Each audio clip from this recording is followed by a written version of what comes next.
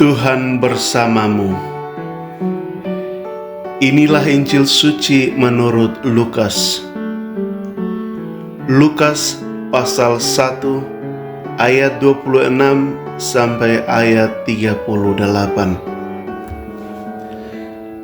Dalam bulan yang ke-6, Allah menyuruh malaikat Gabriel pergi ke sebuah kota di Galilea bernama Nazaret, kepada seorang perawan yang bertunangan dengan seorang bernama Yusuf dari keluarga Daud.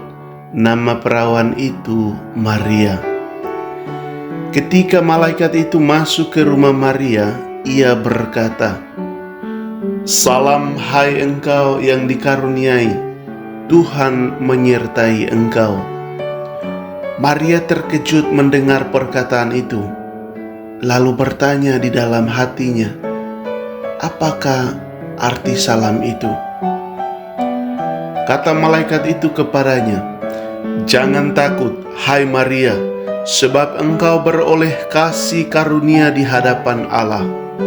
Sesungguhnya engkau akan mengandung dan akan melahirkan seorang anak laki-laki, dan hendaklah engkau menamai dia Yesus.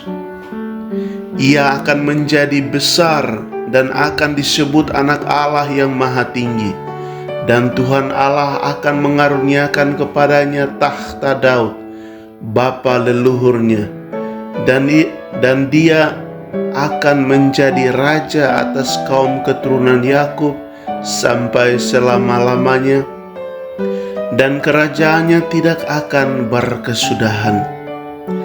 Kata Maria kepada malaikat itu, "Bagaimana hal itu mungkin terjadi? Karena aku belum bersuami." Jawab malaikat itu kepadanya, "Roh Kudus akan turun atasmu, dan kuasa Allah yang Maha Tinggi akan menaungi engkau. Sebab itu, anak yang akan kau lahirkan itu akan disebut kudus, anak Allah. Dan sesungguhnya Elisabet sanakmu itu, ia pun sedang mengandung seorang anak laki-laki pada hari tuanya, dan inilah bulan yang ke-6 bagi dia yang disebut mandul itu. Sebab bagi Allah tidak ada yang mustahil." Kata Maria, "Sesungguhnya aku ini adalah hamba Tuhan. Jadilah padaku menurut perkataanmu itu." Lalu malaikat itu meninggalkan dia. Demikianlah sabda Tuhan.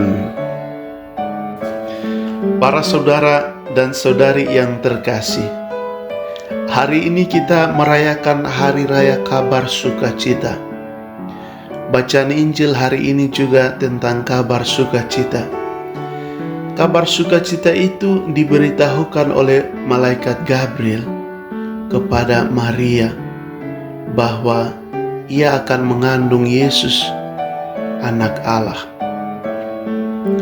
Tentu saja peristiwa ini aneh dan tidak mungkin bagi manusia, tidak masuk di akal sehat manusia.